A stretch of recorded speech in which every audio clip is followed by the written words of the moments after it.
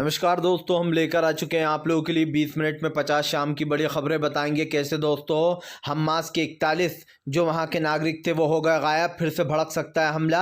आखिरकार क्यों इजराइल छुपा रहा है हमास और इजराइल की डील? वहीं पर राहुल गांधी ने क्यों बता दिया तेलंगाना में अपनी जीत? आखिरकार क्यों असदुद्दीन ओवैसी ने बीजेपी और कांग्रेस दोनों को फिर से घेर लिया? और इसराइल में क्यों लगातार जो है यहाँ पर दोस्तों लोग इसराइल के ही खिलाफ हो रहे हैं? तो तमाम खबरें फटाफट अंदाज में देंगे, एक एक कर देंगे। लेकिन उससे पहले अगर आपने अब तक चैनल सब्सक्राइब नहीं किया तो जल्दी से कर लीजिए ताकि इस तरीके के वीडियोस आपको मिलते रहें। आपको बता दें चले हमास के 41 लोग हुए गायब, जिसमें बच्चे और महिला शामिल।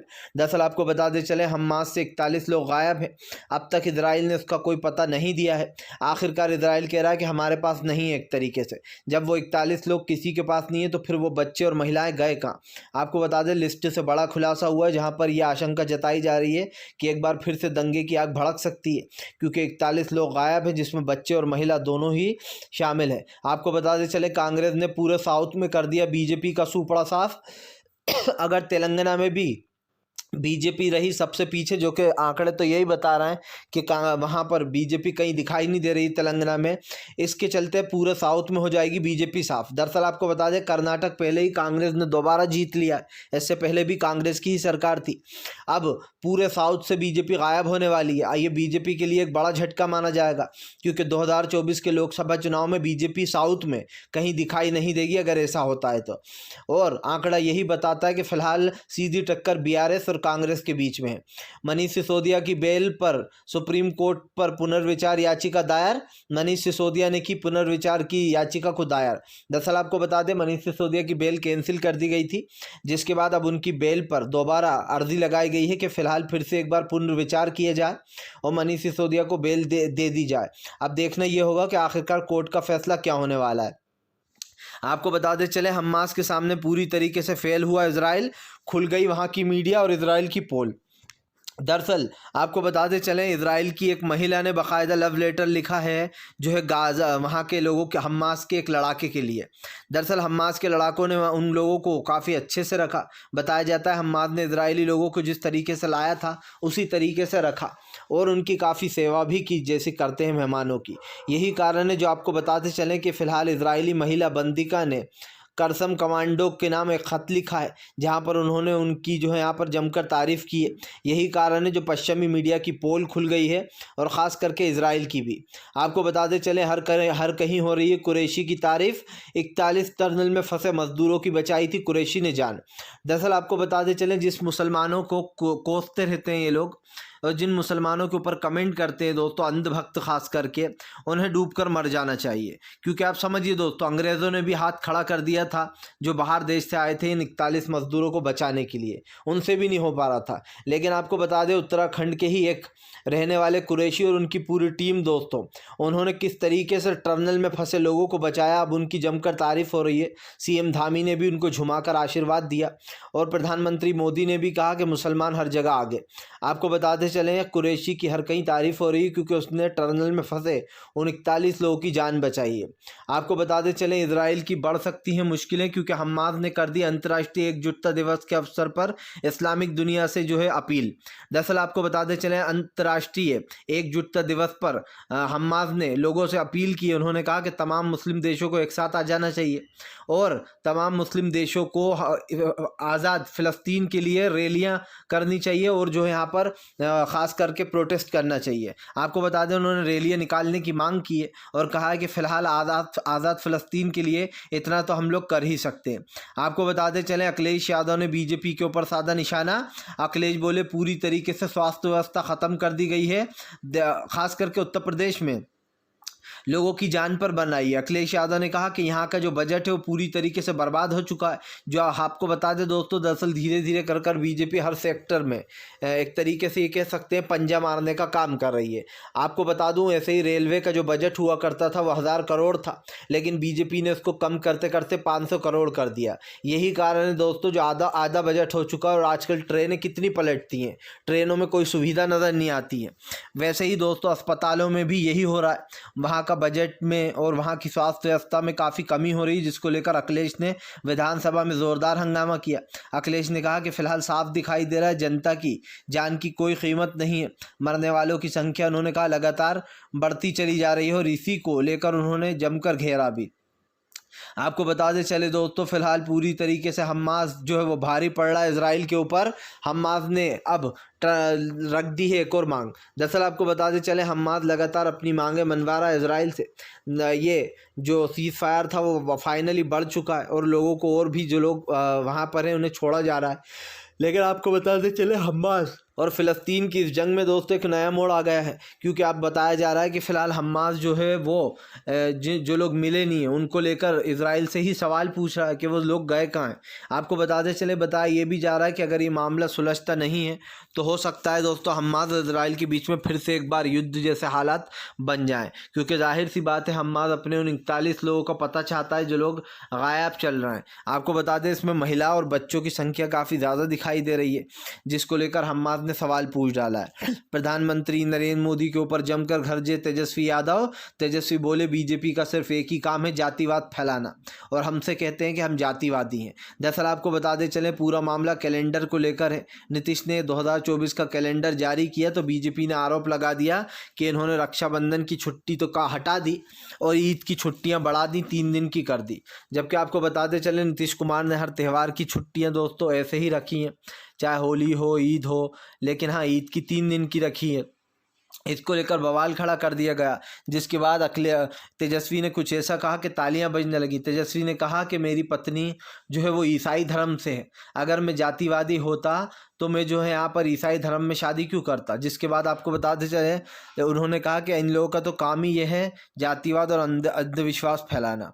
आपको बताते चले, हमास और इजराइल के बीच जंग के बीच में दोस्तों जो है यहाँ पर अमेरिका पर भड़का ईरान। जी हाँ, आपको बताते चले, ईरान ने कहा बचकर कहाँ जाओगे, तुम्हारी हर एक मोमेंट पर हमारी नज़र है। दरअसल आपको बताते चले, फिलहाल ईरान ने फिर से एक बार अमेरिका को चेता दिया। उन्होंने अमेरिका को चेताते हुए कहा कि तुम लोग बचकर कहाँ जाओगे, तुम्हारी एक एक हरकत पर हमारी नज़र है। आपको बता दूं, इससे पहले भी अमेरिका और ईरान के बीच में सख्त लहजे में बात हो चुकी है। दोनों एक दूसरे को टारगेट करते हुए नज़र आते हैं, लेकिन फिर से एक बार ईरान ने जो है यहाँ पर लपेट लिया अमेरिका को। अपनी गुंडागर्दी अपने घर पर रखना। एक बार फिर से कन्हैया कुमार की जोरदार स्पीच ने लूटा लोगों का दिल, बीजेपी को जमकर खदेड़ा। दरअसल आपको बता दे चले, कन्हैया कुमार के कुछ लोगों को गिरफ्तार कर लिया गया था जब वो वहां पर पहुंचे तेलंगाना प्रचार करने, और उसके बाद भड़कते हुए नजर आए कन्हैया कुमार। कन्हैया कुमार ने कहा कि तुम लोग जिससे डरते हो ना, जय शाह के बाप गृह मंत्री अमित शाह से, मैं उसी से टकराने आता हूं, मैं उससे उनसे नहीं डरता। आपको बताते चले, कन्हैया कुमार ने कहा कि डरने वालों में से नहीं है, हम अपने सीने में आग लेकर चलते हैं, इसी देश के लिए मर भी जाएंगे एक दिन। आपको बता दूं, कन्हैया कुमार ने साफ कहा कि फिलहाल बीजेपी विपक्ष को डराने का काम करती है, लेकिन हम उन डरने वालों में से बिल्कुल नहीं है।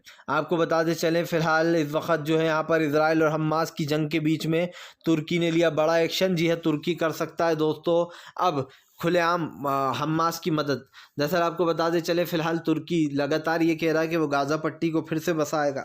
यही नहीं, तुर्की लगातार जो है यहाँ पर हमास की तारीफ भी कर रहा है, कि बार बार कहता है कि हमास जो है एक तरीके से एक मसीहा है फ़िलिस्तीनियों का, जबकि आपको बता दें इजराइल ये कहता है कि फ़िलहाल हमास जो है वो एक उसको आतंकवादी संगठन घोषित कर देना चाहिए। दरअसल हमास से बहुत डरने लगा इजराइल, इसीलिए वो इस तरीके की टिप्पणियाँ करता है। लेकिन ये तो साफ़ हो गया है कि फ़िलहाल अभी इसी सरकार को घेरने में लग गए ये सब कुछ लोग, क्योंकि फ़िलहाल एक चीज़ साफ़ हो चुकी है, केस मैटर पर उन्हीं को घेर लिया गया है खास कर।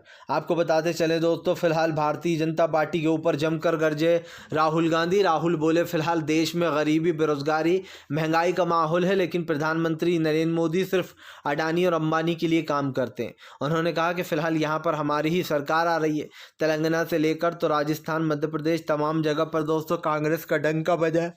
हालांकि कहाँ जीत रहा है ये तो बस थोड़ा सा ही समय रह गया है, 3 दिसंबर को पता चल ही जाएगा किसने कहाँ बाजी मारी। लेकिन जैसे कि जो ओपिनियन पोल बताते हैं उसमें तो यही है कि कांग्रेस हर जगह दिखाई दे रही है, मध्य प्रदेश में, छत्तीसगढ़ में, हाँ राजस्थान में पेच अटका हुआ था, लेकिन राजस्थान में भी कांग्रेस वापसी करती हुई नज़र आ रही, क्योंकि जिस तरीके से वोट किए लोगों ने उसमें फिर से एक बार कांग्रेस को बहुमत स्पष्ट मिलता हुआ नज़र आ रहा है।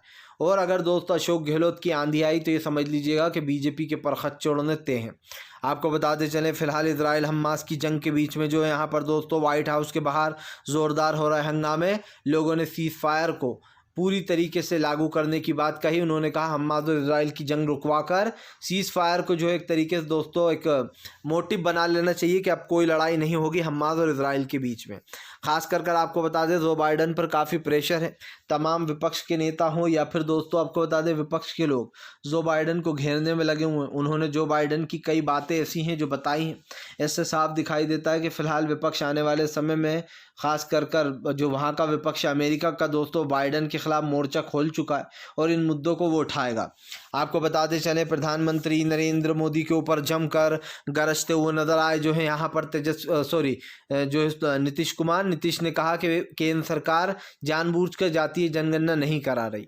दरअसल आपको बता दें जातीय जनगणना पर पेंच अड़ा है। जहाँ एक तरफ बीजेपी को नीतीश कुमार घेरने में लगे हैं तो वहीं दूसरी तरफ बीजेपी दोस्तों जातिगत जनगणना से भाग रही है।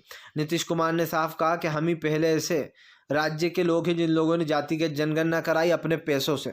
यही कारण है दोस्तों जो फिलहाल जातिगत जनगणना के ऊपर वॉर छिड़ी हुई है। एक तरफ बीजेपी है तो दूसरी तरफ आपको बताते चले अब कहीं ना कहीं जेडीयू भी इसमें कूद पड़ी और जेडीयू ने बीजेपी के ऊपर ही आरोप लगा दिया। आपको बताते चले हमास और इजराइल की जंग के बीच में दोस्तों आखिरकार तो तुर्की और दोस्तों अरब देशों ने मिलकर मीटिंग बनाने का फैसला किया है। बताया जा रहा है जल्दी ही तमाम मुस्लिम देश एकजुट होकर फिर से आगे का फैसला लेंगे और गाज़ा पट्टी को खड़ा करने का जो है यहाँ पर पूरा प्लान बनाएंगे। आपको बता दें गाज़ा पट्टी सबसे ज़्यादा बर्बाद हुआ है गाज़ा, और ऐसे में दोस्तों उसको फिर से स्थिर करने के लिए तुर्की तो सबसे आगे आ ही चुका है, लेकिन बताया जा रहा है और भी देश अपना ख़जाना खोलेंगे और हमास खास कर जो गाज़ा में हुआ है उसको फिर से रिकवर करने की कोशिश करेंगे। जाहिर सी बात है दोस्तों कि फ़िलहाल अब ये साफ दिखाई दे रहा है कि इस गाज़ा पट्टी को फिर से स्थिर करने के लिए तुर्की और तमाम देश एकजुट हो चुके हैं। इसमें कहीं ना कहीं तुर्की का सबसे बड़ा हाथ है क्योंकि उसने पहले ही कहा था कि वो गाज़ा पट्टी को फिर से अपनी जगह पर स्थित करेगा। आपको बताते चले मनीष सिसोदिया का पुनर्विचार याचिका हुई दायर। दरअसल मनीष सिसोदिया की बेल जो कैंसिल कर दी गई थी उस पर अरविंद केजरीवाल का बड़ा बयान आया। केजरीवाल ने कहा कि फ़िलहाल हमारे सच्चे नेताओं को जेलों में डाल रखा है और मनीष सिसोदिया की पुनर्विचार याचिका हमने दायर कर दी है। दरअसल आपको बता दें सिसोदिया की बेल कैंसिल होने के बाद सुप्रीम कोर्ट में एक और बार पुनर्विचार याचिका दायर कर दी गई है। कहा गया है कि फ़िलहाल जो मनीष सिसोदिया की बेल कैंसिल की गई है इस पर पुनर्विचार करे सुप्रीम कोर्ट। अब देखना ये होगा कि सिसोदिया को फिर बेल मिल पाएगी या फिर से उनकी बेल को कैंसिल कर दिया जाएगा। आपको बताते चले दोस्तों पूरे साउथ में बीजेपी का सूपड़ा हो गया साफ। अगर तेलंगाना में भी बीजेपी मजबूत बनकर नहीं उभरी तो साउथ से बीजेपी पूरी ख़त्म। और दोस्तों साउथ से ख़त्म होने का मतलब भी आप समझ सकते हैं कि लोकसभा चुनाव में भी बीजेपी का सूपड़ा साफ ही रहना है। यही कारण है दोस्तों जो बीजेपी परेशान है साउथ को लेकर, इसीलिए वो केसीआर का साथ भी देती है कि जब हमें ज़रूरत पड़ेगी तो केसीआर हमारा साथ देंगे। और इसीलिए कांग्रेस बार बार ये आरोप लगाती है कि जब भी बीजेपी का सपोर्ट करने की बात आती है तो केसीआर सबसे आगे होते हैं, और ये बात झूठी भी नहीं है दोस्तों। केसीआर बीजेपी को सपोर्ट करते हैं, इस बात का 16 आने सच है। क्योंकि आप देख लीजिए जितने भी काले बिल लाएगा उसमें बाकायदा हर बिल में सपोर्ट किया है केसीआर ने बीजेपी को। क्यों किया है? या तो किसी में उन्होंने खुला समर्थन कर दिया कि हम बीजेपी के साथ हैं, या फिर कहीं पर वॉकआउट कर दिया, और वॉकआउट का मतलब भी सेम वही है, बीजेपी की मदद करना। फिलहाल आपको बताते चले हमास और इजराइल की जंग ख़त्म हो सकती है दोस्तों। अब लग सकता है हमेशा के लिए युद्ध विराम। दरअसल आपको बताते चले इजराइल और फ़लस्तीन दोनों ही एक एक कर उनके जितने भी लोग बंधक थे उनको छोड़ा जा रहा है, और जो लोग और बचे उनको भी छोड़ा जाएगा। ऐसे में माना यह भी जा रहा है कि फ़िलहाल सब लोग चाहते हैं कि अब फ़लस्तीन और इजराइल के बीच का युद्ध यहीं पर ख़त्म हो जाए। और सच मानिए दोस्तों तो इस युद्ध को ख़त्म होना भी चाहिए। अगर एक तरीके से देखा जाए तो ये युद्ध काफ़ी ज़्यादा ख़तरनाक हो चुका था। इस युद्ध को रोकने के लिए काफ़ी मुहिम भी चली दोस्तों, लोगों ने काफ़ी बातें भी करी कि फ़िलहाल इसको रुकना चाहिए। लेकिन एक चीज़ हमारे समझ में वो आई दोस्तों कि फ़िलहाल तमाम चीज़ें जो हो रही हैं उसको रोकने के लिए सबसे बड़ा रीज़न क्या था? इस लड़ाई को रोकने का सबसे बड़ा रीज़न ही ये है कि आप आम नागरिकों के ऊपर जो ख़तरा मंडरा रहा था यही कारण बनेगा इस जंग के रुकने का, क्योंकि जाहिर सी बात है लोग इजराइल के हों या फिर हमास के हों या फिर फ़लस्तीन के हों, सब इसमें मारे जा रहे हैं। इस जंग का रुकना बहुत ज़रूरी है। आपको बताते चले दोस्तों, फ़िलहाल सीएम धामी से लेकर तो जो है यहाँ पर प्रधानमंत्री नरेंद्र मोदी तक ने की जो है यहाँ पर गुड्डू कुरैशी की तारीफ़। दरअसल आपको बताते चले दोस्तों, 41 मज़दूर फंसे हुए थे। कुरैशी की पूरी कहानी भी जान लीजिए दोस्तों। आपको बताते चले फ़िलहाल सब ने उन मज़दूरों को निकालने से मना कर दिया था, लेकिन मुन्ना कुरैशी ने जो यहाँ पर दोस्तों अपनी जान पर खेल कर उन 41 लोगों की जानें बचाई, उनकी और उनकी पूरी टीम ने। माना जाता है ये लोग ऐसी पाइपलाइन सुरंगों को खोलने के लिए ही जाने जाते हैं। और ऐसे में दोस्तों जब 41 लोग फंस गए बुरी तरीके से, तो उनको निकालने में पूरी तरीके से जो है यहाँ पर मदद की मुन्ना कुरैशी ने। सभी ने उनकी तारीफ़ की, प्रधानमंत्री ने भी की। और जो है यहाँ पर प्रधानमंत्री के मुंह से ऐसा सुनकर अजीब ही लगा, क्योंकि उन्होंने कहा कि मुसलमान हर जगह आगे हैं। यही नहीं, सीएम धामी ने भी जो है यहाँ पर उस मुन्ना कुरैशी को जमकर गले से लगा और तारीफ़ भी की। इससे साफ दिखाई देता है दोस्तों कि जिन लोगों की जान बच गई, उनको कहीं ना कहीं वो बेचारे जो फंसे हुए थे अंदर दोस्तों। इसीलिए तो कहते हैं दोस्तों कि हर जगह भाईचारा होना बहुत ज़रूरी है। धर्म देखकर कोई किसी की जान थोड़ी ना बचाता है। आपको बताते चले दोस्तों, गाज़ा पट्टी से लापता हुआ बंधक तो हमास ने लगाया इजराइल के ऊपर आरोप। दरअसल आपको बताए दे कि हमास और इजराइल के बीच में जंग छिड़ने के आसार दिखाई दे रहे हैं। गाज़ा पट्टी से 41 बंधक गायब हो गए, सॉरी हमास के 41 लोग गायब हो गए, जिसका इल्ज़ाम जो है वो लगातार इजराइल पर आ रहा है। हमास कह रहा है कि उनके 41 लोग मिल नहीं रहे, और हमास ये भी आरोप लगा रहा है कि ये सब कुछ जो है इजराइल का ही काम है। यही नहीं दोस्तों, अब 41 लोगों के लापता होने के बाद काफ़ी कुछ जो है यहाँ पर भड़क चुके हैं वहाँ के लोग हमास के, क्योंकि इसमें महिला और बच्चों की तादाद ज़्यादा है दोस्तों। और अब देखना ये होगा कि आखिरकार इस मैटर पर क्या होने वाला है। आपको बताते चले दोस्तों, भारत से पाकिस्तान से वापस लौटी हुई अंजू। दरअसल आपको बताते चले, अंजू जो है वो दोस्तों कमरुद्दीन के प्यार में पाकिस्तान चली गई थी, जिसके बाद उन्होंने वहाँ पर जाकर शादी कर ली थी और वहीं पर बस गई थी। लेकिन आपको बताते चले, उनके पति, पाकिस्तानी पति ने बताया कि दरअसल अंजू उनके बच्चों से मिलने आई है, उन्हें उनके बच्चों की याद आ रही थी, वो फिर से मिलकर पाकिस्तान लौटेंगी। आपको बताते चले, अंजू के भारत आने के बाद उनकी मुश्किलें बढ़ सकती हैं। कई लोगों ने उनसे पूछताछ भी की है। बताया जा रहा है कि फ़िलहाल उनको दिल्ली भी लाया जा सकता है पूछताछ के लिए। आपको बताते चलें, ये केस जो है वो सीमा हैदर के बाद हुआ था।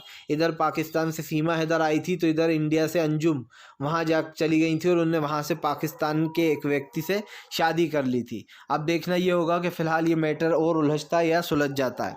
आपको बताते चलें, फ़लस्तीन और इजराइल की जंग में दोस्तों जो है यहूदियों का एक बड़ा रोल रहा है। यहूदी और हिजबुल्लाह तैयारी कर रहे हैं कि अगर जंग शुरू होगी तो वो फिर से इस जंग में हमास का साथ देंगे। दरअसल आपको बताते चले, फ़िलहाल इस वक्त जो है ख़ास कर हिजबुल्लाह के समर्थक ज़बरदस्त तमतमाए हुए। अगर उनका कहना है कि कहीं से भी हमला हुआ तो हम जो है यहाँ पर तैयार हैं।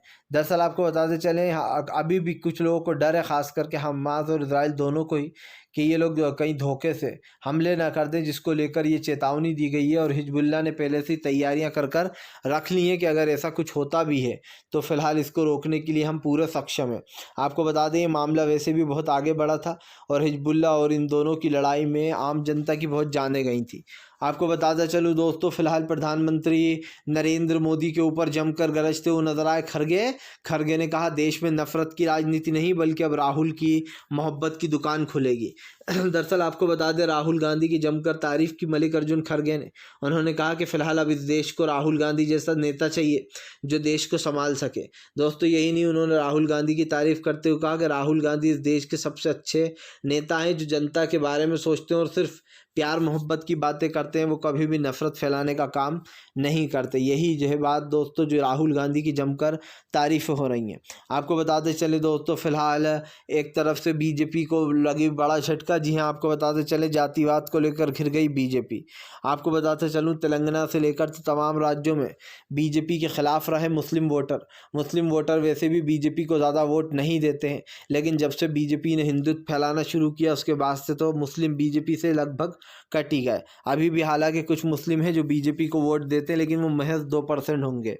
लेकिन सवाल वही है दोस्तों कि ये 2% भी क्यों देते हैं बीजेपी को, जबकि पता है इन लोगों को कि बीजेपी सिर्फ नफ़रत की राजनीति करती है और बीजेपी का और कुछ काम है ही नहीं। फिलहाल आप हमें बताइए, अगर आपको हमारा वीडियो अच्छा लगता है तो इसको लाइक करिए, चैनल पर पहली बार आए सब्सक्राइब कर लीजिए ताकि ऐसे वीडियो दोस्तों आपको आगे भी मिलते रहें और आप हमसे जुड़े रहें।